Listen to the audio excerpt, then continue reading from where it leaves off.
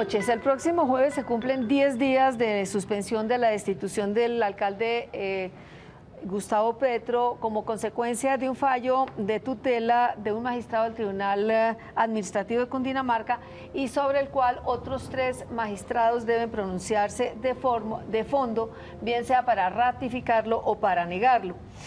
Por otro lado, el viernes pasado, una segunda tutela resuelta por ese mismo tribunal se pronuncia a favor de la decisión de la destitución de Petro, es decir, a favor de la decisión del procurador y en contra de Petro, acogiendo un fallo de la Corte Constitucional, según el cual, una sentencia de la Corte Constitucional, según el cual el procurador sí tiene la facultad para destituir funcionarios elegidos por voto popular. La paradoja es que esta tutela fue presentada por la defensa de Petro. Sin embargo, ninguna de estas tutelas es definitiva, pues hay como 1000 más por fallar y es posible que el caso llegue al Consejo de Estado e incluso a la Corte Constitucional. Así que la saga continúa. Y no es imposible que lleguemos al referendo revocatorio del 2 de marzo. El alcalde Petro, por su parte, ha llamado a la movilización y a la protesta social con consecuencias aún impredecibles en caso de que se confirmara su destitución. Lo único cierto hoy en día es que estamos ante un galimatías jurídico y un caos como institucional que tienen incluso enfrentados al procurador y al fiscal por el caso de las medidas cautelares pedidas a la Comisión Interamericana de Derechos Humanos, que el procurador sostiene que no son vinculantes y el fiscal dice que sí. Y todo esto ha creado una situación inédita para la capital de Bogotá que afecta su gobernabilidad. En medio de todo este galimatías, de este caos institucional y de esta incertidumbre, la ciudadanía se pregunta qué va a pasar en Bogotá. Esa es la pregunta que vamos a plantear para el debate de hoy, al cual hemos invitado para aportar claves al doctor Carlos Vicente Derrú, concejal por el Movimiento Progresistas al que pertenece el alcalde Petro, abogado experto en derechos humanos, es consejero presidencial de los gobiernos de César Gaviria y Ernesto Samper y juez de la Corte Interamericana de Derechos Humanos.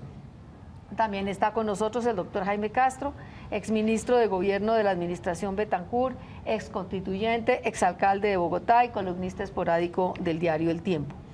Del doctor Salomón Kalmanovitz, exdecano de Economía de la Universidad Jorge Tadeo Lozano de la Universidad Nacional, profesor emérito de la Tadeo, exdirector del Banco de la República, presidente de la Asociación Colombiana de Historia Económica, miembro de la Academia de Ciencias Económicas, investigador, columnista del Espectador y fundador del portal Razón Pública. Y como cada noche también está aquí el periodista y escritor Antonio Caballero, que nos acompaña para la conducción del debate y con sus incisivos comentarios. Así que para entrar al debate, diría que son muchos los que, aun siendo críticos de la gestión del alcalde Petro, consideran que la decisión del procurador de destituirlo e inhabilitarlo por 15 años para desempeñar cargos públicos es desproporcionada.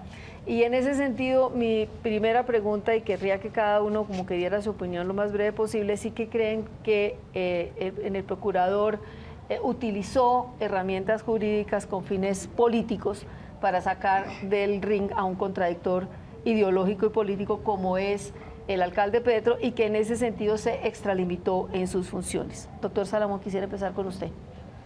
Bueno, es evidente que hay una desproporción en el fallo por unas faltas, pues unas no existen, por ejemplo, el atentado contra la libertad de empresa. Eso no existe porque implicaría que está prohibida la función pública de prestar el servicio de basura, lo cual es absurdo. Y con el tema mismo de las basuras, pues sí, yo creo que hubo una irresponsabilidad grande del alcalde Petro en la puesta en marcha del proceso, que fue remendando poco a poco, pero no causó una epidemia de peste bubónica. Y digamos, en todos los actos de gobierno siempre hay mucho caos, uno podría decir, fíjense el tema de los pases, entonces le ha causado problemas y pérdidas de jornadas enteras. Hay derecho al error y a la equivocación. A millones de personas, y el procurador no ha destituido al ministro de Transporte por haber infligido un grave daño a la ciudadanía con esas colas, porque es una falta, es un despelote producido por unas medidas mal pensadas. Entonces, digamos, pues López Miquelsen hablaba del derecho al chamboneo. Y digamos, en el sector público y también en el sector privado se dan pues aproximaciones que se van corrigiendo en la marcha, especialmente cuando hay algo nuevo, tanto en una empresa privada como y más aún en el sector público, hay mucha gente incompetente. Doctor Castro, su opinión. La Constitución del 91 y la ley expresamente facultan al Procurador General de la Nación para investigar, sancionar e inhabilitar a los servidores públicos que violen el llamado Código Disciplinario, incluidos los de elección popular. Vale la pena recordar que esa Constitución fue expedida con la colaboración muy activa, con la participación decidida del movimiento M19, que ha dicho repetidamente que esa Constitución contiene el marco político y jurídico que les permitió reinsertarse a la vida ordinaria de la nación. La ley que se está aplicando en este caso fue aprobada por el Congreso con la participación activa, inclusive haciendo parte de la Comisión de Conciliación, que es la que legisla, del entonces congresista Gustavo Petro. Ahora bien, esa facultad del procurador se ha ejercido en más de 3.000 ocasiones por este procurador y por los procuradores anteriores, destituyendo a toda clase de servidores públicos, incluidos congresistas, alcaldes y gobernadores. Y solo en esta ocasión se ha armado todo el galimatías y todo el enredo político, jurídico, institucional de que usted hablaba, María Elvira. Ahora bien, muchos de los destituidos consideran que su caso fue político, que hubo un sesgo político. Si son de derecha, dicen que es que el procurador era liberal, que el procurador era de tendencias... No creo que haya nadie que diga que el procurador era liberal. No, pero perdón, estoy hablando de los distintos procuradores. Listo, Por ejemplo, cuando sancionaron al exministro Arias, bien llamado o mal llamado Uribito, que era la réplica de Álvaro Uribe en la política. Bien o mal llamado. Bien o mal llamado. Pero digamos que aquí un poco la polémica del eje central es porque es un funcionario elegido por voto popular. El doctor Andrés Felipe Arias era un funcionario de libre nombramiento y remoción. Entonces, vayamos al tema. Listo. Elegido de voto popular. La Corte Constitucional, que es la máxima autoridad en la materia, de manera repetida ha dicho: eso está en la Constitución y en la ley. Y se validan, y ha validado, todas las decisiones que se han tomado en relación con congresistas, diputados, alcaldes, gobernadores, ediles, concejales. Claro, pero la pregunta que yo le haría al doctor Castro, y me gustaría que en ese sentido se pronunciara el doctor de Rú, es: la ley se puede interpretar de muchas maneras y el código tiene un abanico suficiente de interpretación. Así es. Y en unos casos se escoge una interpretación que es más liviana o más suave, en otras más fuerte, y en el caso del alcalde Gustavo Petro escogió realmente la más fuerte y la que causó este caos en que estamos. Doctor de Rú. Sí, María Elvira, usted tiene razón. El derecho no es una disciplina, es una disciplina hermenéutica, es decir, interpretativa. No es una ciencia exacta. No, jurídicamente no se emite la decisión que es absolutamente la correcta en casos complejos. Caben miradas, caben ponderaciones. Y yo no creo que el procurador se haya sentado a pensar con sus asesores en términos políticos, a decir, bueno, nosotros somos de derecha y no nos conviene que le vaya bien a un alcalde y termine su mandato este alcalde de izquierda, entonces vamos a usar el derecho para bloquear a ese alcalde. Yo sinceramente no creo que ese haya sido el escenario. Estoy convencido de que no. Pero a la hora de aplicar el derecho en relación con Petro, ¿sí? Como no se trata de una ciencia exacta, ni muchísimo menos, hay todavía una discusión si es una ciencia o no, pues los filtros ideológicos juegan muchísimo. Y para hablar en términos un poco más concretos, en Colombia hay una discusión muy interesante, o la hubo, cuando se expidió la Constitución del 91 sobre lo que se llamó el nuevo derecho, ¿verdad?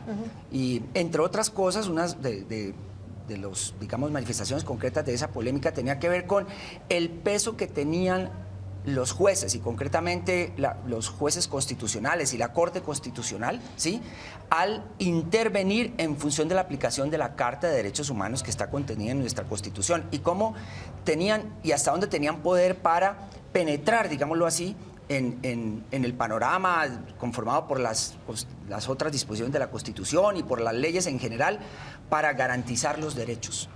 Y bueno, ahí se formaron como dos grandes campos, estoy caricaturizando, dos grandes campos, unos que le daban más juego a ese papel de la Corte Constitucional al garantizar los derechos, y otros que le daban menos, que se iban por la escuela más tradicional y veían eso como con malos ojos. En este caso, lo que uno ve muy claramente es que de parte de la Procuraduría, como en general del viejo derecho en Colombia, hay una actitud, una tendencia a desconocer la fuerza de las decisiones de la Corte cuando interviene protegiendo los derechos y para modificar el panorama jurídico. Y para terminar, el tema es que Petro tenía una decisión de la Corte Constitucional de modificar el esquema de basuras para incluir a los recicladores, hacerlo de corto plazo, y eso le da un fundamento y una fuerza muy grande jurídicamente para intervenir, y si no le hubiera cumplido a la Corte, hoy lo estaríamos sancionando por desacato. El procurador no vio eso, se fue por los viejos caminos de preservar lo que él consideró los principios de la contratación, etcétera, y bueno, eso es lo que tenemos, dos visiones del derecho, con contenido ideológico y consecuencias prácticas en este caso. Antonio. Sí, yo estoy de acuerdo con eso. Yo creo que el derecho, que es un arte de interpretación, tiene muchísimo que ver con la política. Las ideas políticas, las convicciones políticas de quien lo aplica, en este caso el procurador, o en muchos otros casos los jueces, tienen muchísimo que ver con las decisiones que se toman. Y estoy de acuerdo con Kalmanovic en que es imposible que no se cometan errores y que el derecho al chamboneo existe, como lo llamaba López Michelsen. Habría que destituir a la totalidad de los funcionarios públicos de este país, los actuales y los que han sido desde la conquista para acá. Radical. Yo quisiera decir dos cosas. Una, buen número de sancionados consideran que el procurador, no hablo de este procurador, sino de los que ha habido desde el 91, se equivocaron. Interpretaron mal la ley, la aplicaron mal, había un sesgo. Está bien, pero las decisiones del procurador son revisables por los jueces. Eso está previsto a través básicamente de dos mecanismos, el de la tutela y el de la acción de nulidad ante el Consejo de Estado. Y buen número han acudido a ello, inclusive han acudido a la Comisión Interamericana de Derechos, algunos de ellos, muchos menos. Y ahí los jueces dicen la última palabra, pero lo que no había hecho ninguno de ellos es entablar 1000 o más tutelas en relación con la misma sanción. Pero, digamos, haciendo de abogado del diablo, ¿no es un recurso legítimo precisamente acudir a la tutela, no importa el número? Bueno, yo creo que eso eso desvirtúa el mecanismo. Creo que eso se llama abuso del derecho. Eso en Colombia, en cualquier parte del mundo, se llama abuso del derecho. Obviamente, y eso deslegitima la tutela. Cuando aparezca que cualquier alcalde o cualquier gobernador que es sancionado por el procurador entabla 1000, 2000, 3000 tutelas, dice, bueno, pero por Dios, esta figura sirve para eso. Pero bueno, entonces, punto uno. Se puede discrepar de las decisiones. Perdóneme un instante que yo no le interrumpí, doctor Derru. Se puede discrepar, eso es legítimo, es válido, y hay los instrumentos jurídicos para hacerlo. Segundo, buen número de quienes analizan la decisión del procurador lo hacen sin ser abogados, sin haber leído los documentos de la Procuraduría, el pliego de cargos, la sanción inicial, la confirmación de la sanción. Obvio que hay, como ustedes lo han dicho aquí, chamboneo, improvisación, falta de planeación, de programación, pero ojo, es que ese chamboneo condujo a violar la ley. Es que ese es el tema. Se violó el código disciplinario.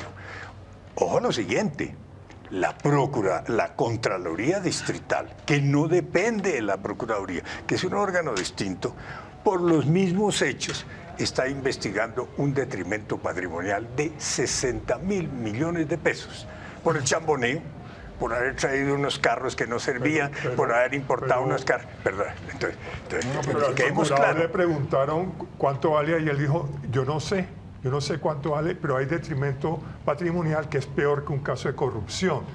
El señor procurador es verdaderamente desproporcionado en sus juicios. Él dice que es lo mismo chambonear que robar. Y eso sí me parece inadmisible. Y por eso lleva el derecho a extremos que son absurdos. O sea, a mí me parece, y es obvio de que pues, cuando está enfrentado a sus enemigos políticos, pues es tremendamente drástico, y cuando no, pues es más suavecito. No, y en esto de violar la ley, yo quisiera hacer un comentario. El Código Disciplinario Único es un código que sirve para disparar en cualquier dirección, ¿sí?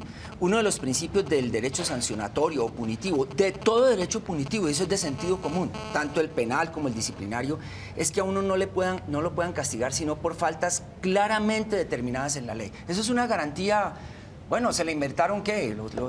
En Europa Occidental hace 300 años, ¿sí? Que a uno no lo puedan encerrar sino porque cometió una picardía que está claramente definida en una ley previa. Pero resulta que ese código va para disparar con regadera. Cosas. Violar los principios del derecho contractual, por ejemplo. Eso da para cualquier cosa. Entonces, a propósito de si violó o no la ley. Y segundo, sobre el detrimento patrimonial. Ahí quisiera plantearle una respetuosa y polémica al doctor Castro. ¿Por qué? Porque es que todavía no sabemos cuál va a ser el balance general de esta intervención del sector público distrital en el negocio y en la actividad de las basuras, ¿sí?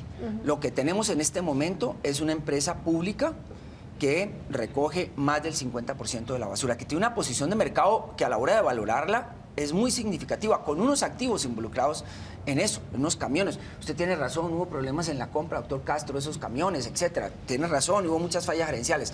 Pero lo que el sector público ha ganado en toda esta intervención, es mi percepción, puede estar equivocado, es bastante mayor, ¿sí? Porque se ha hecho a una posición de mercado muy importante y ha creado organización y empresa. Bastante mayor que lo que ha tenido que inyectarse del acueducto para poner en funcionamiento la empresa, porque no han sido propiamente gastos, han sido inversiones para poner en funcionamiento la empresa pública distrital. El día de mañana, si queremos vender esa participación de mercado con esa empresa, vamos a recuperar más de lo que el acueducto le ha tenido que meter. Entonces, el balance general todavía no se puede hacer y todavía no se puede cerrar. Bueno, hacemos una primera interrupción antes de continuar con el debate. Creo que hemos hecho como un panorama general ilustrativo para los que nos están viendo. Seguimos en unos minutos.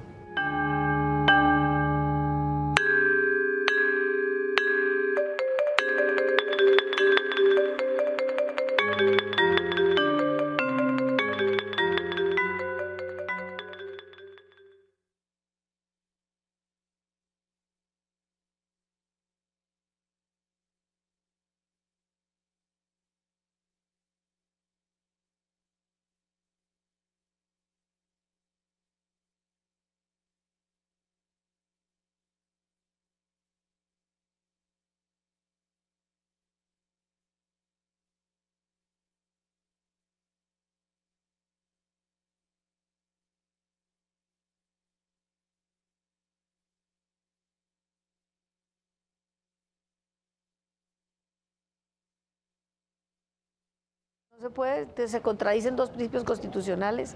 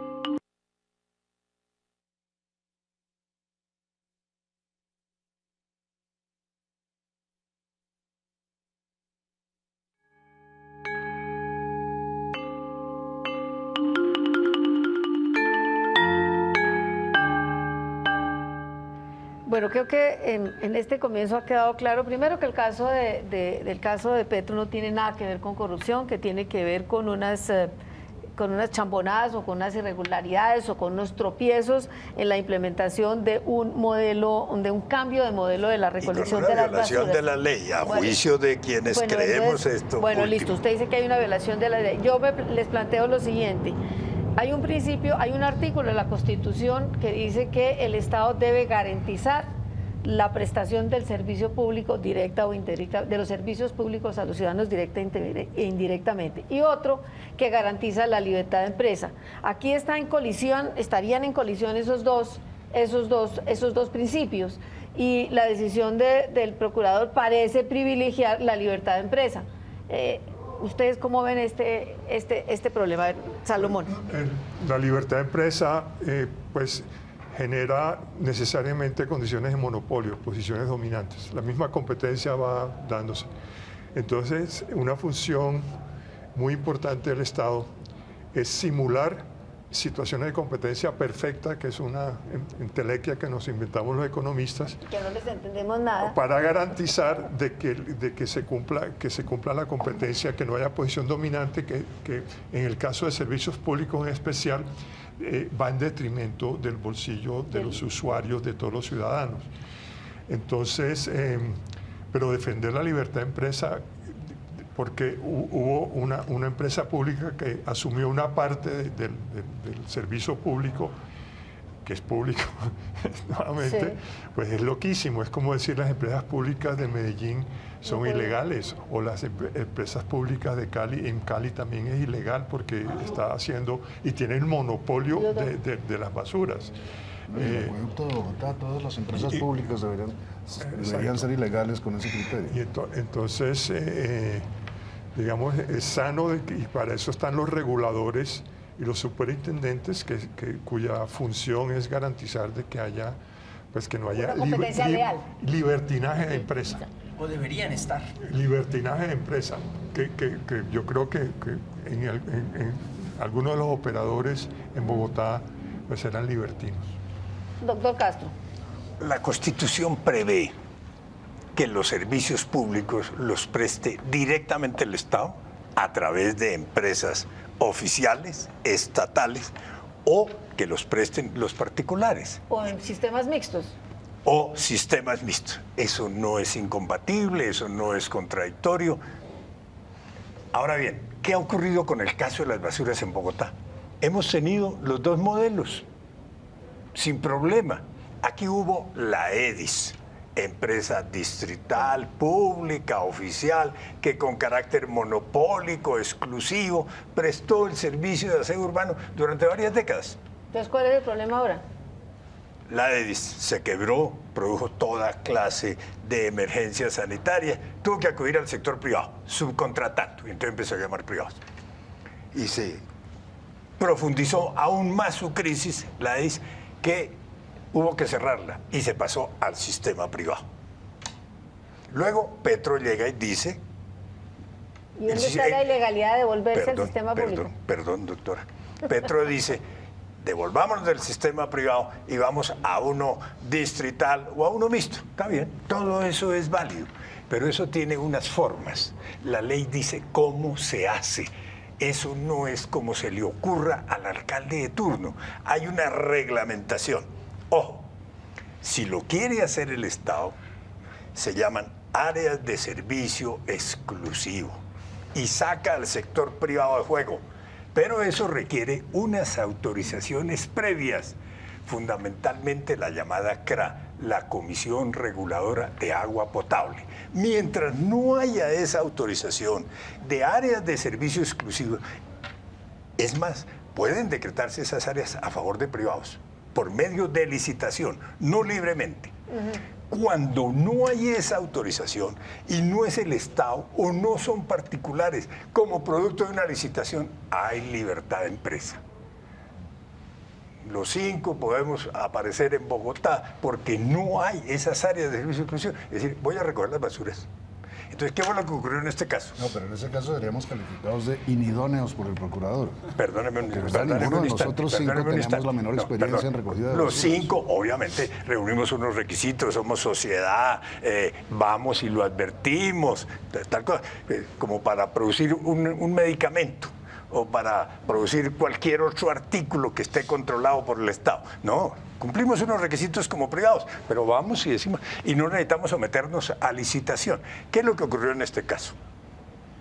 Se vencieron los contratos anteriores de la prestación exclusiva a favor de unos particulares, se entraba automáticamente, lo dice la ley, al régimen de libertad de empresa. Y aparecieron unas empresas que fueron a la empresa de acueducto, a la Superintendencia de Servicios Públicos, a decir, yo vengo a prestar el servicio de aseo en Bogotá, porque parece que eso es muy rentable, yo vengo Pero no se a producía, prestar. doctor Castro, espere, le pregunto, ¿no se producía también una reversión de los bienes al Estado con los cuales el Estado o el distrito en ese caso podía?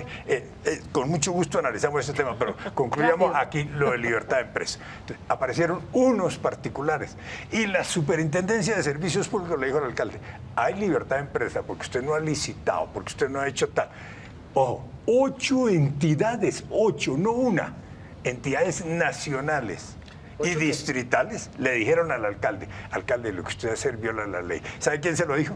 El Ministerio del Medio Ambiente, la Superintendencia de Industria y Comercio, la Superintendencia de Servicios Públicos, un momentico, la Procuraduría General de Nación, la Defensoría del Pueblo, el Personero Distrital, la Contraloría Distrital.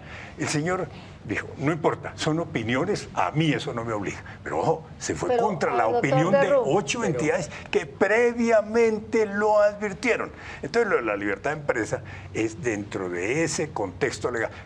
Cualquier alcalde puede decir, voy a prestar el servicio yo con carácter exclusivo, se lo voy a dar a los particulares. Pero eso tiene unas formas. Eso tiene, hay que se mostraron incapaces de entender el significado de la decisión de la Corte, ¿sí?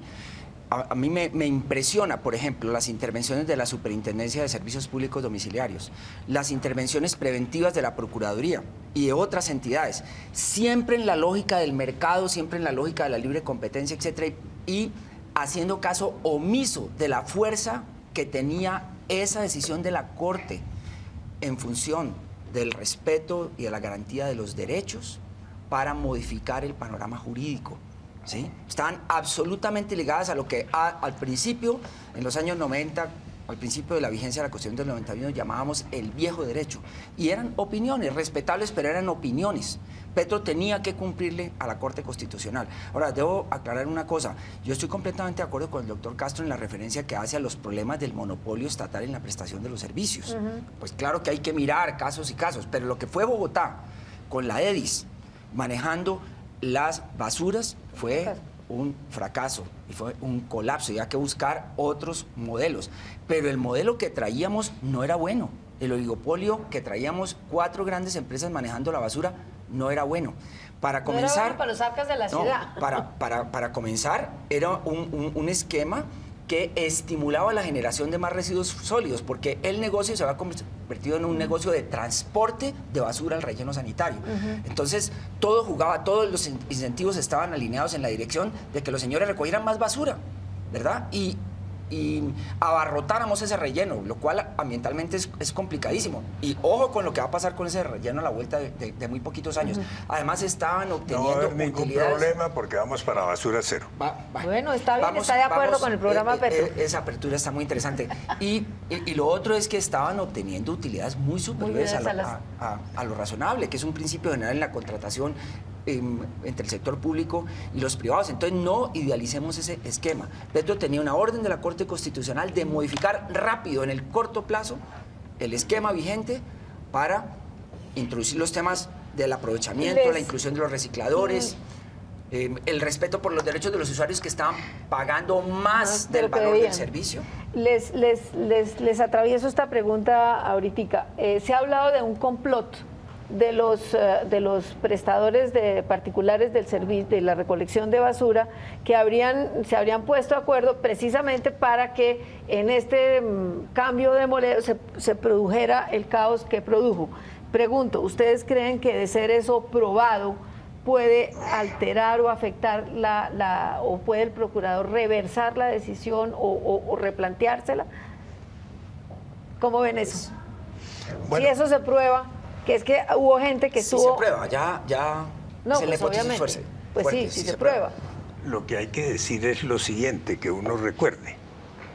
Mucho antes del 18 de diciembre, que es el día crítico para el tema, el alcalde dijo: no permitiré que los privados salgan a prestar el servicio. Les está prohibido. La policía tiene orden de inmovilizar sus vehículos si salen a prestar el servicio. Eso fue público. Segundo, el alcalde dijo igualmente: he ordenado al relleno Doña Juana, a donde van todos los residuos que se recogen en la ciudad, todas las basuras que se recogen en la ciudad, he ordenado que no reciban los carros de los particulares. Entonces, pero eso es semanas antes o meses antes. Si los privados creen con el cuento de la libertad de empresa, que no sé qué, que van a seguir prestando servicio, conmigo las tienen porque no se lo permitiré. Eso fue repetido. Ojo, y dictó los decretos prohibiendo. Pero, a ver, mi buen amigo, el doctor Derru, dice, es que los contratos eran muy malos, ganaban mucha plata. Y el alcalde satanizó a los contratistas. Dijo que eran paramilitares, que hacían parte de no sé qué, que era la corrupción mafiosa. Toda clase de satanización. Por Dios, Gustavo Petro lleva 2 años de alcalde y los mismos contratistas están con prórrogas que él ha ordenado. En otro esquema. Porque cuando ¿cuál es el esquema? Cuando él se posesiona, los contratos se están venciendo. Los ha prorrogado 3 o 4 veces. Bueno, Primero ¿cuál es no el está nuestro? Y al contratista que no le prorrogaron el contrato, le tomaron el alquiler, las instalaciones, los vehículos y le vincularon el personal que Doctor tenía Derru, trabajando. Pero en otro esquema, porque el hecho grueso es que la ciudad y la empresa pública distrital tiene entre el 50 y el 60% del mercado, ¿sí? Y ya no es tan fácil en la futura licitación que le impongan las condiciones como se las habían impuesto. Pero bueno, hay algo que yo quiero advertir. Yo no comparto un discurso, digamos, ante empresa privada, ¿sí? No me gusta que las cosas puedan derivar hacia allá, porque No la estatización por la estatización. y que tenemos, lo bueno de todo esto es que estamos encontrando un modelo mixto, donde hay una empresa pública fuerte, ¿sí? Y hay unos particulares y compiten entre sí. Y no tenemos ni el drama del monopolio estatal ni los oligopolios, ¿no? Privados. También tengo resistencias a una lectura tipo complot. ¿Sí? Se pusieron de acuerdo, entre otras cosas por una consideración muy sencilla. Si los privados hubieran querido tumbar al alcalde, lo tumban, ¿sí? Cuando se los llama y se los dice, vengan, vuelvan a contratar con nosotros en esta fase, en nuevas condiciones, ellos pudieran haberse quedado manicruzados. Tercero, son 4 empresas. Entonces no les podemos dar a todas el mismo tratamiento. Allá había diferencias entre esas distintas empresas. Y los empresarios son pragmáticos, ellos no quieren pelearse con el sector público. Empresarios que ya están metidos en grandes inversiones y operaciones de contratación con el sector público, no les interesa parecer como conflictivos. Entonces yo matizaría todo eso, ese tema del complot, María Elvira. Bueno, hacemos otra breve interrupción y volvemos al debate.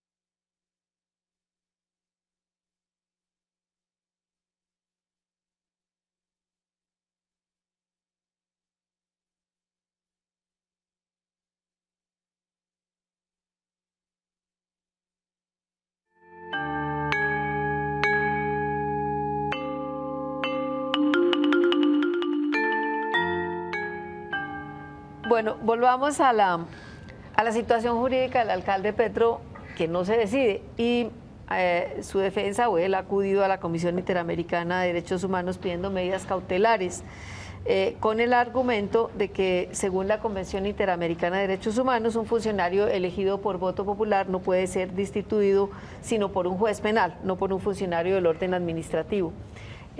Yo quisiera que ustedes, bueno, a propósito, es un asunto también que tiene enfrentados al procurador y al fiscal.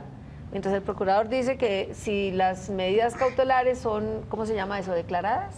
Vinculantes. No, pregunto, si Decretadas. expedidas o decretadas, el procurador dice no son obligatorias, no son vinculantes, el fiscal dice que sí, que serían obligatorias y vinculantes, caso en el cual quedaría suspendida la decisión del procurador. Doctor de Ruz, usted ha sido juez de la Corte Interamericana, ¿qué piensa de esto? Mire, María Elvira, en los inicios del sistema, del Sistema Interamericano de Derechos Humanos, hubo mucha discusión sobre si los informes y las decisiones de la Comisión Interamericana eran vinculantes o no para los estados, ¿sí? Incluso la posición entre la Comisión y la Corte Interamericana fue contradictoria. La Corte tendía como a desestimar esas decisiones para reservarse, digamos, el poder de ser el único órgano que emitiera decisiones verdaderamente obligatorias para los estados. La jurisprudencia de la Corte evolucionó, de la Corte Interamericana, que es el órgano que interpreta con fuerza de autoridad la Convención Americana. Y llegó a una formulación que es de acuerdo con la cual los estados tienen el deber de hacer de buena fe todo lo que esté a su alcance para cumplir las recomendaciones y las medidas de la Comisión Interamericana. Digamos, eso en el escenario internacional. En el escenario colombiano, pues Colombia tiene una ley que obliga al Estado, es ley de la República, a cumplir las recomendaciones contenidas en los informes de la Comisión cuando cierra el caso, cuando ya termina la actuación de la Comisión. Y en eso Colombia ha sido pionera en la construcción y fortalecimiento del sistema. Pero además la Corte Constitucional ha sido reiterativa en el sentido de decir que las medidas cautelares emitidas por la Comisión Interamericana son de obligatorio cumplimiento. El presidente Santos dijo: yo voy a cumplir lo que diga la Comisión Interamericana.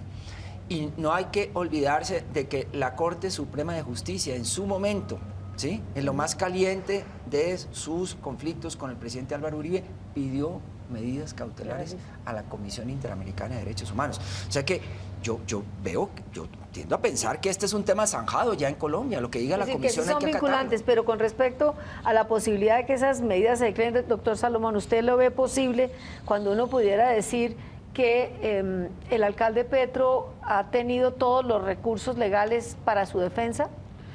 Pues yo no soy abogado y no entiendo muy bien, pero yo creo que la Corte va a desestimar el tema porque no se trata de un caso de vida y muerte, que creo que es cuando más actúa, sino pues y donde el alcalde ha tenido recursos jurídicos de defensa, pues no se han agotado todavía, entonces ella no tiene por qué intervenir hasta que no estén agotados todos los recursos de que dispone el alcalde. Y si esos recursos existen, pues tampoco va a intervenir, me parece a mí. A mí me parece que la Procuraduría es una anomalía institucional en un concierto, pues no existe en ningún otro país. Es un sistema pues muy pues donde no hay controversia entre acusado y acusador, entre defensa y fiscalía, que decide un juez. Las pruebas no las calibra el juez, sino el mismo acusador, lo cual permite que las amañe. Y eso ha pasado con este procurador y con otros procuradores, pero este ha sido especialmente perverso porque está reelecto y eso le ha permitido un enorme poder sobre todo el sistema judicial, sobre el Senado que lo elige, sobre el nombramiento de todas las cúpulas judiciales. Entonces tenemos un procurador que tiene un enorme peso sobre el aparato judicial y que lo está politizando hacia la derecha, es obvio. Entonces, por lo tanto, yo creo que una recomendación de la Corte Interamericana dice, mire, reformen esa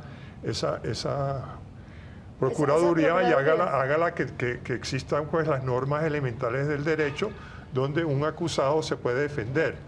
Y las pruebas las evalúa un juez imparcial y no el mismo ente que acusa y aporta las pruebas y él las califica y las pruebas pueden ser deleznables y a él no le importa porque no hay ninguna otra instancia que pueda cortar con los abusos de la Procuraduría. Usted plantea un tema bien interesante y se ha planteado, varios juristas lo han planteado. Este caso puso un poco en evidencia la necesidad de reformar la Procuraduría. Otros más, como los doctores Umprimi y Jessy Reyes, dicen que hay que eliminarla porque es redundante en funciones. ¿Por qué no pensamos, por qué no analizamos un poco ese tema? Si ustedes son partidarios de solo una reforma o inclusive de ir más a fondo y de eliminarla. Doctor Castro, breve, por favor. María Elvira, con su venia.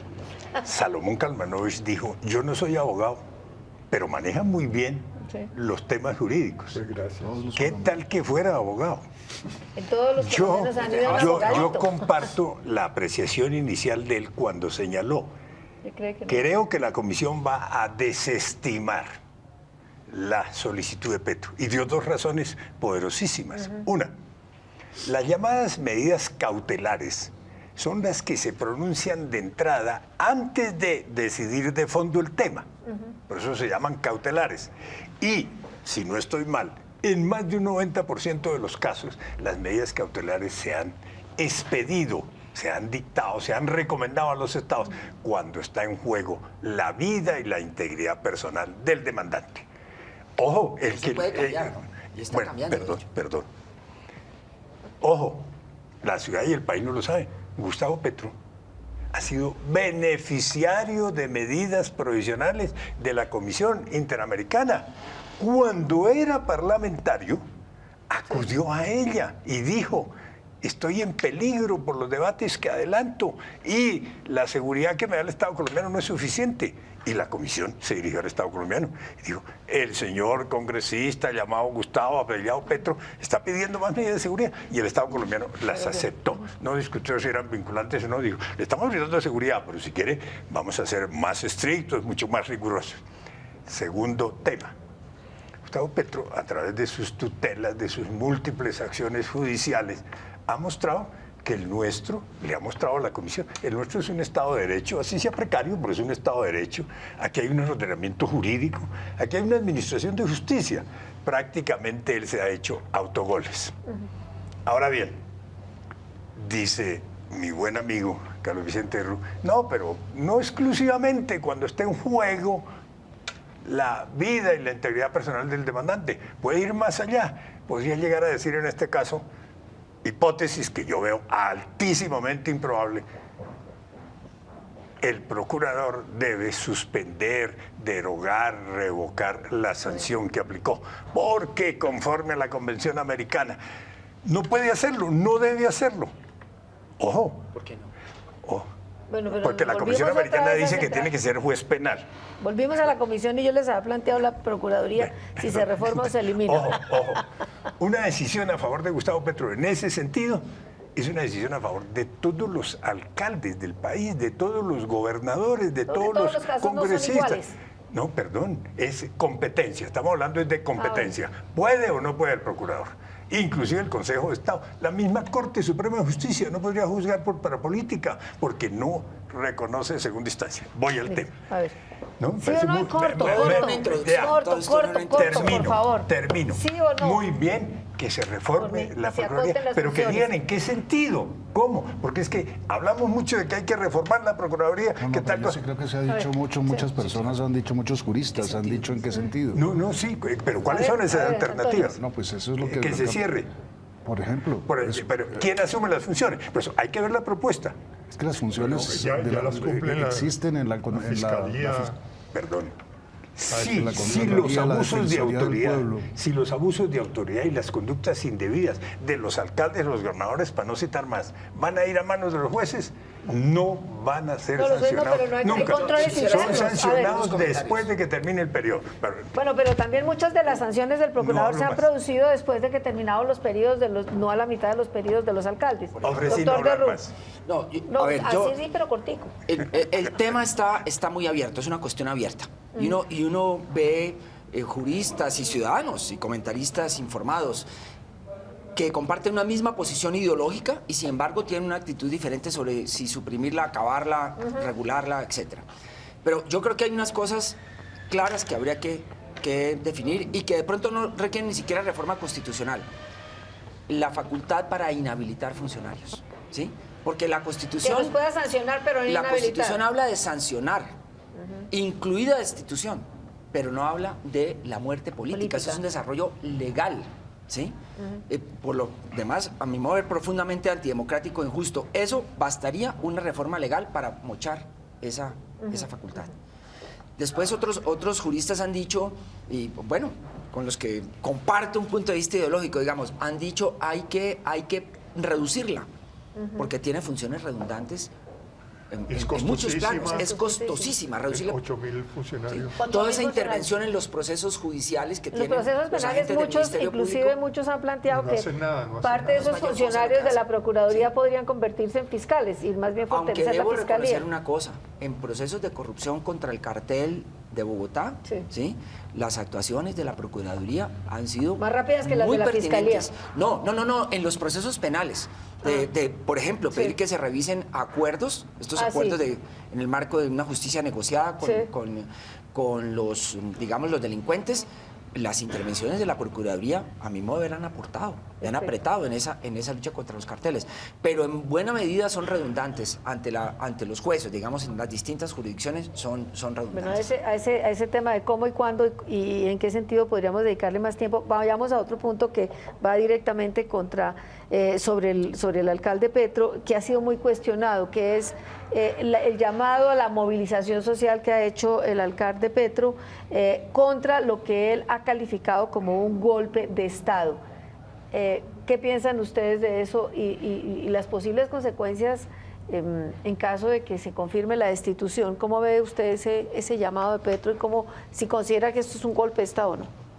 Pues no es un golpe de Estado porque está dentro del ordenamiento jurídico. Entonces, yo diría que hay que acatar la ley. Me parece que desafiar la ley y bueno, toda la institucionalidad pues no es conveniente. Me parece también que se puede prestar a que en las movilizaciones la extrema derecha se ponga a hacer motines o mate gente, o pues hay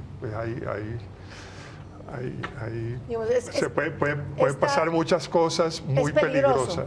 peligrosas. Incluso no es que los mismos partidarios hagan violencia, sino pues infiltrados, que eso también sucede. La participación ciudadana tiene ese peligro Ese siempre. riesgo. Es decir, el juego político implica el peligro de que se desmadre, naturalmente. Yo sé, pero llevado al término que es una situación desesperada, pues ya se aprobó la destitución y se salgan a las calles, eso me parece complicado. Bueno, yo creo que en Colombia tenemos una visión, yo diría, temerosa, tímida de la democracia, quizá porque tenemos conflicto armado y tendemos a pensar que las protestas de pronto terminan ligándose a manifestaciones ya agresivas y violentas de acción e intervención, digamos, de la gente que está inconforme con las medidas. Pero creo que es propio de una sociedad democrática el que la gente pueda protestar contra las decisiones de las autoridades, manifestarse públicamente, movilizarse. Yo celebro que eso, mejor dicho, vivo con cierto orgullo en mi país, que a pesar de todos sus problemas, eso pueda ocurrir, ¿sí? Y eso pueda desencadenarse. Por supuesto, eso tiene que tener unos límites. Y yo creo que hay por lo menos dos. Esas manifestaciones no pueden atentar contra la vida, la integridad de los bienes de la gente. Hasta ahora creo que eso, mejor dicho, creo no, estoy cierto en que eso se ha respetado. Como dice Antonio Navarro, no se ha quebrado un vidrio de una ventana. Yo añadiría, no se ha desinflado una llanta, ¿sí? Bueno, el primer tema. Y segundo, que haya disposición a acatar lo que finalmente se decida. ¿Qué significa acatar? Acatar no significa no protestar contra eso, por supuesto, y no controvertir las decisiones, pero en últimas someterse a ellas. Y me parece que hasta ahora Petro no se ha salido de esos Todavía marcos. está entre los términos. Más aún ha tenido un discurso contra la violencia, que se lo hemos oído. Cuando estaba Navarro detrás de él en el balcón, usted, Antonio Navarro, recordará que se hizo un pacto de, bueno, no me acuerdo sus palabras exactas, pero un pacto profundo en el sentido de que no le jugábamos más a la violencia, y no lo vamos a hacer. Ese ejercicio de protesta política y social es un ejercicio democrático, legítimo, válido, promovido por los partidos políticos, por las organizaciones ciudadanas, más no por los funcionarios públicos, para protestar contra decisiones de otros funcionarios públicos. Un choque de trenes de autoridades. Salomón, que sabe derecho, tal vez nos recuerda que eso en una época, yo no sé si haya cambiado la ley, se llamaba azonada. Por eso es que nunca en el país un alcalde, un gobernador destituido, un parlamentario ha convocado en la plaza de su pueblo a la ciudadanía a decirle proteste. Interrumpe, acuérdese del doctor Angelino Garzón, siendo gobernador del Valle, promovió una protesta y un bloqueo de vías, Bueno, y todo. se equivocó. ¿Dónde está Pero esa mire, restricción perdón. constitucional y legal? Voy a decir lo siguiente. El procurador puede destituir al ministro de Defensa, puede destituir un general en servicio activo del ejército o de la policía, y lo han hecho. Y lo han hecho, han destituido generales. ¿Qué tal que el ministro destituido o el general destituido e inhabilitado para ejercer funciones públicas convoque una rueda de prensa y diga: mis hombres en la plaza de armas a las 5 El ejemplo es malo porque las fuerzas militares no son deliberantes, pero si llama a los militares retirados los que o a van a la las Plaza familias Bolívar no van a de los deliberar. militares y los convoca a una manifestación en la plaza pública, está en todo su derecho. Bueno, en todo su derecho. entonces que llame a los retirados, a los antiguos combatientes. Eso son los prolegómenos del fascismo y del nazismo, que convoque a los antiguos combatientes, a los retirados, a sus familiares, a los proveedores del Ministerio de Defensa. Por Dios. Además es contraproducente. A mí me parece el ejemplo de López Obrador, que no acató dos elecciones y se sentó ahí pues en unos cambuches en el Zócalo. Eso mató al PDR. Esa es otra Eso lo mató. Eso lo mató. Entonces, pues, digamos, un consejo tiene el riesgo, primero, al que usted señalaba, de derivar en cosas violentas, O sea, y el riesgo de acabar. Cuando yo no gano, acato y movilizo. Y ahí hay un punto que yo creo que es importante. Petro siempre ha tenido un 40% de respaldo, que fueron los que votaron por él. 40, ha subido, a veces con algunas medidas más allá del 50. Tiene, eso es soporte suficiente en una democracia. Ahora, gracias al procurador, eso puede, ese apoyo difuso puede estar, puede alcanzar el 70, el 73%, creo, rechazaron las medidas del procurador. El punto es cómo conectar. El punto es cómo conectar ese respaldo difuso a un discurso que lo exprese. Y a veces es un tema que el alcalde tendría que pensar. O sea, si su discurso se conecta con ese apoyo difuso o de alguna manera va más allá. Es un salto, ¿sí? Es un salto audaz, digamos, en otra dirección. Pero esa es una discusión interesante. Si políticamente es lo que Petro debería hacer pero desde el punto de vista jurídico, legal, está en todo su derecho en una sociedad democrática. Bueno, estamos ya como en la recta final del programa. Yo quisiera que cada uno me diera un poco su visión de qué ve hacia el futuro, cuál va a ser, cómo se va a decidir la suerte de Petro. Está en manos del presidente, está en manos de la Corte Interamericana, sigue estando en manos del procurador, va a estar en manos de la gente, porque vamos a llegar al referendo revocatorio. ¿Usted qué futuro ve a este Galimatías? Bueno, yo creo que Petro ha sido un mal alcalde. Pues que no se ha concentrado pues en resolver los problemas de la ciudad, solamente algunos y de manera pues como caótica. Creo que la movilidad de Bogotá está seriamente lesionada. Yo que vivo en el centro lo siento pues muy bloqueado, y como deteriorado, muy deteriorado el ambiente, la estética. todo. Pero bueno, El futuro, entonces el futuro lo veo peor todavía porque va a haber otro cambio de alcalde y de ¿A usted, modelo. digamos, usted cree y va a echar para atrás unas medidas y va a avanzar otras. Y ya no hay tiempo para construir nada. O sea, a mí la crítica más grande que yo le tengo a Petro es que no construyó sobre lo construido, sino que voy a empezar de nuevo. Yo soy Jiménez de Quesada. Entonces, yo no lo apoyé y hoy pues, me parece peor el ataque al procurador que el propio Petro, pero nada más es por eso. O sea, Doctor Castro. Yo creo que las decisiones fundamentales en el tema han sido adoptadas, básicamente la del procurador. Y ¿usted cree que con base en Petro no termina? Jurisprudencia repetida de la Corte Constitucional, Petro va a terminar entregando el cargo. Listo, doctor. El gran reparo que yo le tengo a Gustavo Petro es político. Sí. Él tenía la obligación de convertir a la izquierda en una alternativa seria de poder. Sobre todo después de lo que había pasado con los 2 periodos anteriores en la alcaldía, que estuvo en manos también de la llamada izquierda. Y no lo hizo, porque el modelo que él ha adoptado es un modelo estatizante, burocratizado, costoso fiscalmente, Bueno, usted, pero vamos, populista, que si no se nos acaba el tiempo y no me irresponsable habla el por doctor el de daño Rú. inmenso que le está Bueno, causando a usted la cree ciudad. que no termina, el doctor Salamón cree que no termina su mandato, el doctor el de Rú. tiempo que queda, Sí. déjenme decirle Y que yo Antonio tiene que darle espero su que chancecito. termine. Espero que termine, deseo que termine, para que redondee su obra de gobierno, la aplicación de su plan de desarrollo en ciertos puntos gruesos y fuertes y corrija algunos errores gerenciales y operativos que pues indiscutiblemente ha cometido. Y espero de verdad que pueda terminar lo que le conviene a la democracia y creo que a la ciudad. Yo no sé si termina o no termina, pero sí estoy convencido de que llegamos hasta la revocatoria. Y creo que es la revocatoria lo que va a decidir la suerte de Petro. Y para ese momento yo no sé si la ciudadanía en Bogotá apoya a Petro, apoya la continuidad de Petro, como quiere el doctor de Rú. Ese es el gran interrogante que dejamos abierto. Muchas gracias a ustedes por habernos acompañado en este programa y a ustedes, los televidentes, los esperamos el próximo martes a la misma hora para debatir otro tema de interés nacional. Buenas noches y muchas gracias.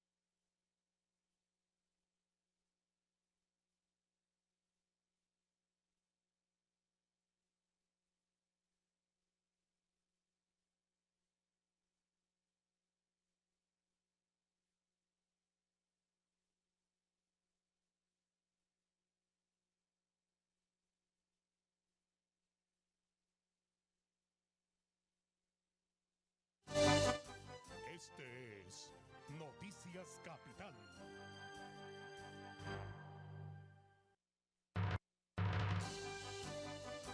Este es Noticias Capital.